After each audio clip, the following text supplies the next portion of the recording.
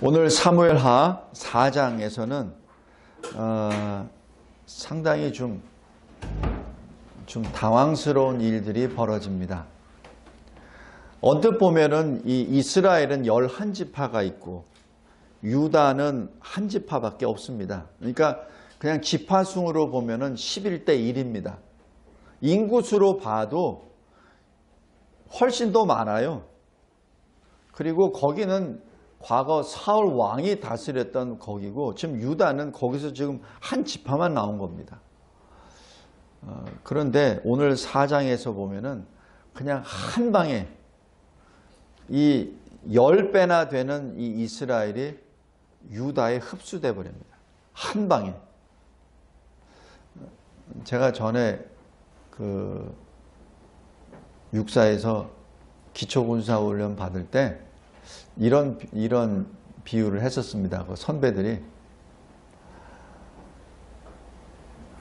100마리의 사자에 한 마리의 양이 이끄는 것과 100마리의 양을 한 마리의 사자가 이끄는 그 두 집단이 싸웠을 때 누가 이기겠느냐. 숫자적으로 보면은 100마리의 사자가 있는 데가 이깁니다. 숫자적으로 보면, 힘으로 보면은. 그런데 양이 이끌기 때문에 100마리의 사자를 이끄는 양이 진다라고 합니다. 왜냐하면은 지도자가 양이기 때문에 비록 100마리가 사자지만은 사자가 양처럼 군대요. 이 발도 크고 힘도 세고 빠르고 그 다음에 이도 센데 지도자가 리더가 양이기 때문에 양이 어떻게 움직이죠? 고개도 못 움직이잖아요. 그러니까 날리는 사자가 이렇게 움직이고 이렇게. 근데 100마리의 양을 한 마리의 사자가 이끌 때는 양은 이거밖에 못하는데 지도자가 왕 하니까 양도 왕 한대요. 그러면 100마리의 사자가 다 도망간다고 합니다. 어떻게 도망가냐고요? 양처럼 도망간대. 오늘 여기 4장이 딱 그 모습입니다. 나라가 망하기 직전의 모습은 지도자가 사라집니다. 영어로 하면 리더십이 사라집니다. 사울은 전쟁터에서 죽었죠. 그 아들들은 다 죽었죠. 그 아버지와 같이 왕과 같이 전쟁에도 못 나가는 비실비실한 이스보셋, 이 히브리 말로 그대로 하면은 수치의 남자, 그 사람이 왕이 되어버렸습니다. 그것도 자기가 왕이 된 것이 아니라 자기 숙부가 압력을 넣어서 왕이 됐죠. 근데 숙부가 자기를 배반하고 이스라엘을 통째로 유다에게 넘겨주겠다고 약속한 바로 그날 암살을 당해버립니다. 그럼 거기서 보통 왕이라고 하면은 거기에서 어떻게 나라를 수습할까? 그리고 이 나라를 어떻게 할까? 이렇게 생각을 해야 되는데 이 이스보셋 왕은 여기 1절에 보면은 손에 맥이 풀렸다. 여기 손에 맥이 풀렸다는 얘기는 죽었다는 사실입니다. 성도 여러분, 우리 이제 이 사람이 죽었나 안 죽었나 보면은 이 심장과 이 코의 호흡을 보면 알 수 있지만은 그거보다 더 먼저 아는 거는 손이 떨어져 버립니다. 그죠? 왜 영화 같은 데 보면은 소설책 같은 데 보면 손이 축 늘어졌다 이런 표현을 하잖아요. 그게 죽었다는 것을 표현하거든. 그래서 여기 이스보셋이 자기 숙부가 죽었다는 그걸 듣고 보통 맥이 풀려버렸다는 얘기는 이미 영적으로 죽어버렸다는 얘기입니다. 이미 왕이 아니에요. 죽어버린 겁니다. 거기다가 이 왕이 그러고 나니까 온 이스라엘이 맥에다 풀려버린 거죠. 이스라엘은 숫자적으로는 유다보다 10배는 많을지언정 이미 다 풀려버린 겁니다.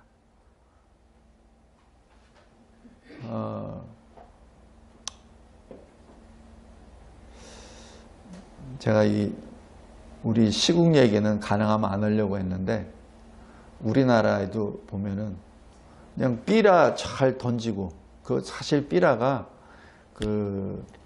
대북 전단이 심리전에서 엄청난 파워를 내고, 사실 그것이 원자탄보다 더 셉니다. 특히 북한과 같은 그런 이 독재, 전제, 군주 체제에 의해서는 그런 2단 종교같이 되어 있는 그 집단에게는 그 리더십이 바로 더러운 인간이다라는 것을 들춰내는 것 하나만으로도 그것은 그 나라가 없어져 버립니다. 근데 그쪽에서 너무 아프니까 막 꾀갱 소리를 지르면서 막 얘기하잖아요.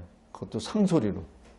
거기서 또 한마디, 그것을 보낸 사람도 미우지만은 더 미운 거는 그건 옆에서 내버려 두는 사람, 너희들이 너 미워라고 했을 때 며칠 만에 법을 만들어 버리겠다고 막 하는 사람들. 그게 현재 우리나라 형편입니다. 뭐 여러 가지 얘기할 필요도 없어요. 한 사람의 리더가 겁쟁이면 그 나라는 아무리 힘이 센다 하더라도 겁쟁이가 되어버립니다. 우리나라가 북한보다 경제력이 50배가 더 강하다 그래요. 군사력 질을 따지면은 사실 경쟁이 안 됩니다. 그래서 북한이 핵을 계속 그렇게 주장하는 겁니다. 왜냐하면 재래식 전력으로는 우리를 이길 수 없기 때문에. 그래서 핵을 한 겁니다. 그래서 핵이 비대칭 전략입니다.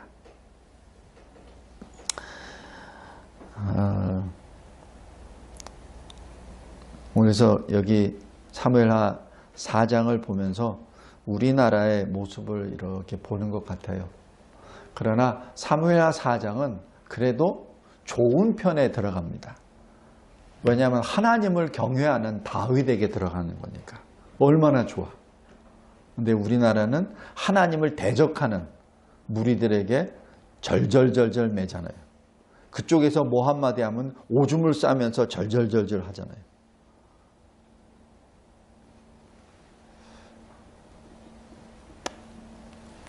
자, 말씀 다시 들어가겠습니다. 그런데 이 나라가 망하려면은 아주 쉽게 망합니다. 2절에 보면은 사울이 자기도 변변치 못한 왕이라는 걸 알거든요. 자기가 하나님을 믿지 않는다는 것도 알거든요. 그러니까 가장 든든한 사람들. 누구? 자기 지파 사람들. 그죠? 12지파 중에서 자기 지파 사람들을 자기 수족으로 쓴 겁니다. 사울이 베냐민 지파예요. 그래서 베냐민 지파 사람들을 자기 수하로 쓴 겁니다. 그것도 자기 친척들, 자기 조카들이에요. 근데 그 사람들이 군 지휘관입니다. 근데 이 사울의 아들 이스보셋을 죽이죠. 나라가 망할 때는 이렇게 쉽게 망합니다. 사람도 잘 안 죽는데 죽을 때는 쉽게 죽을 수도 있어요.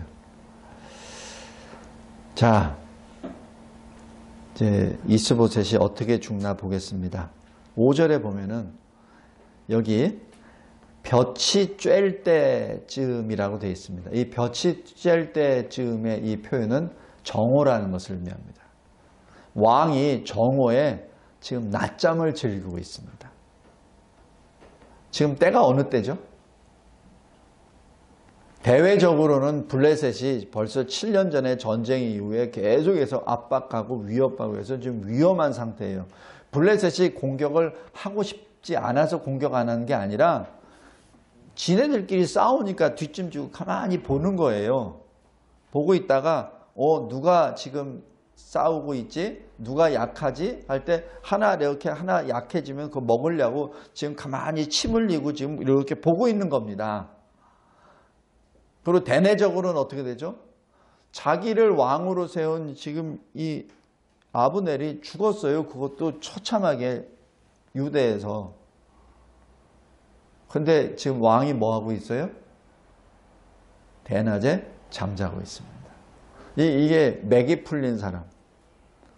나라가 망하려고 하는 그 모습입니다. 근데 자기가 제일 믿던 신복, 그것도 군 지휘관들이, 그러니까 군령을 준 사람들, 받은 사람들이, 그건 누구예요? 왕을 지키는 사람들이잖아. 근데 그 사람들이 가서 배에다가 칼로 찔러 죽이고 목을 잘라버립니다. 그래서 죽습니다. 그래서 이 이스보셋의 원래 이름이 이스바알입니다. 바알의 남자예요. 이게 사울이 자기 아들 이름 지을 때도 참 희한하게 지었습니다. 그래서 나중에 이것을 기록하는 사람이 어떻게 그래도 하나님을 믿는 민족인데 어떻게 바알의 남자라고 해.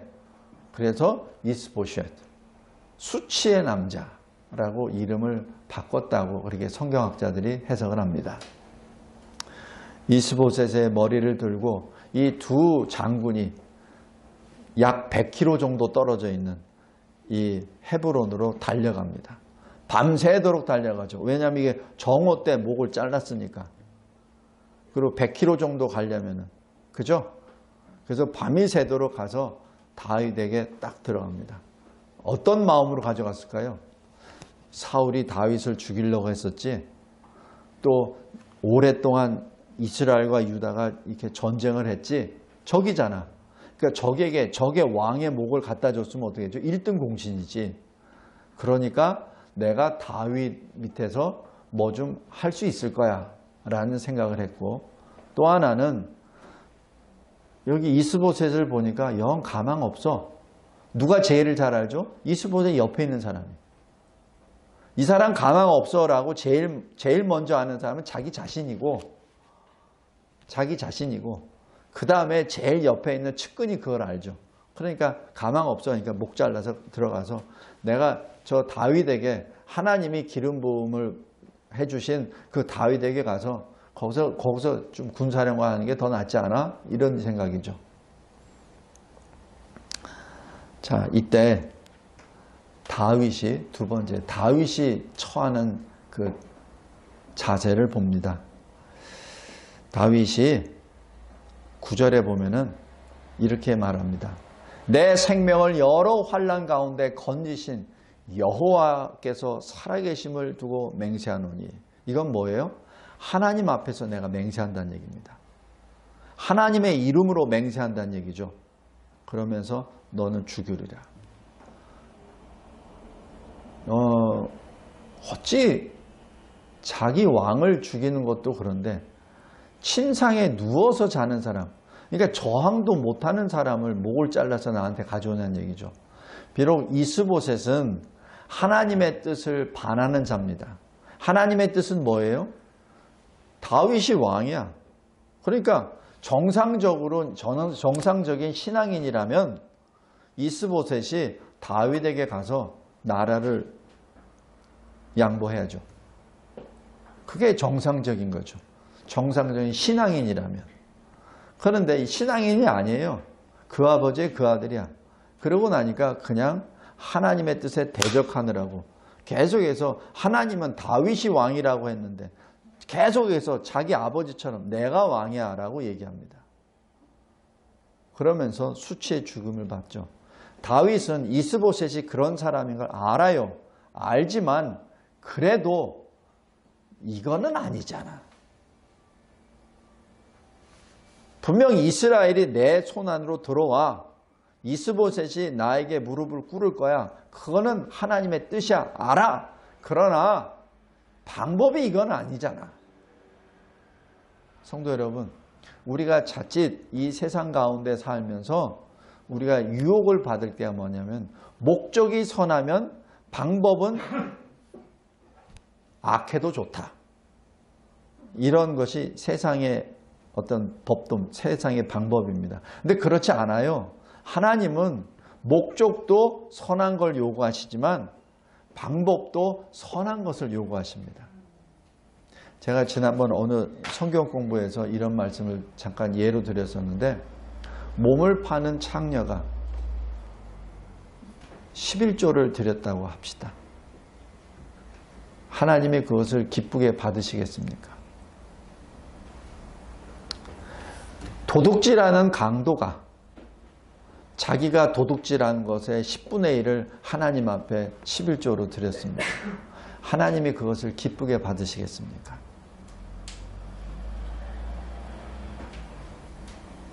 우리 상식적으로 봐도 그건 아니잖아요.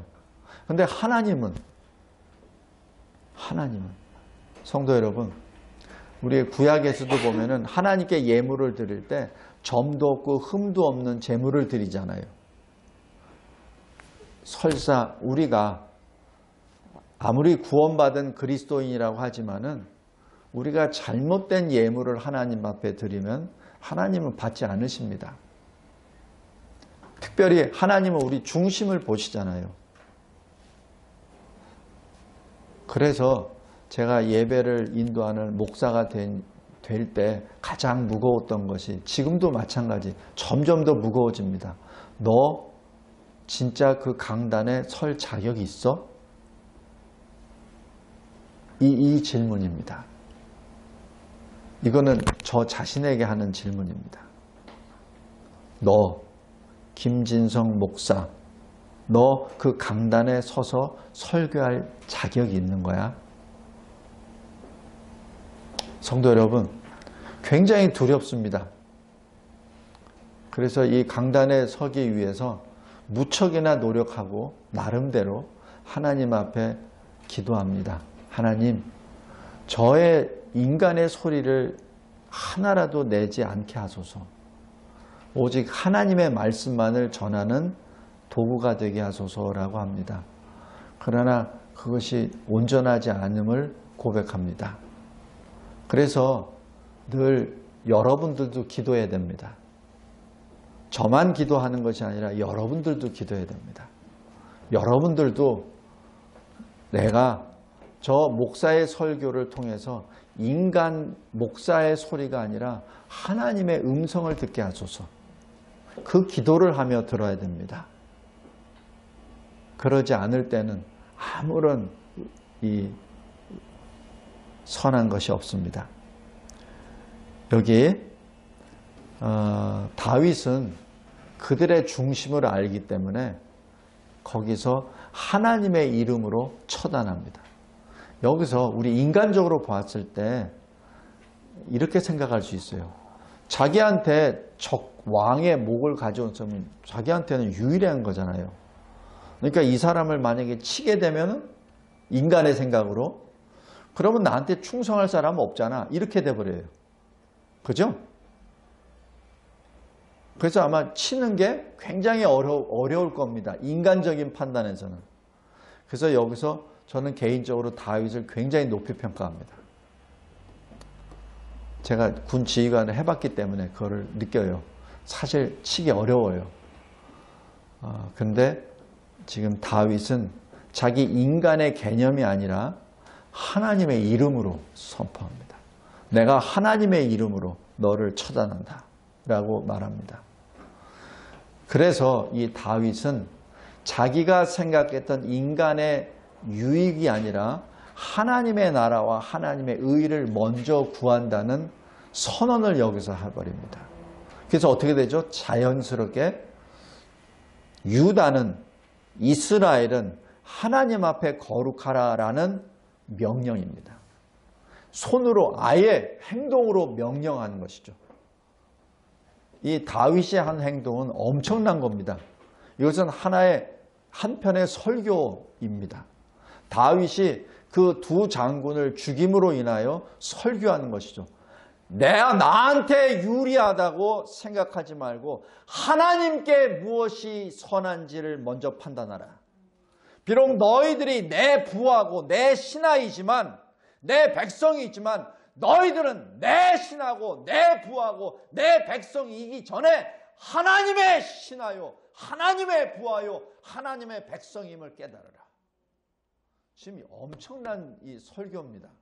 하나님의 사람, 하나님의 종 다윗이 지금 이 사람들을 처형함으로 큰 설교를 합니다. 그리고 아예 본보기를 하죠.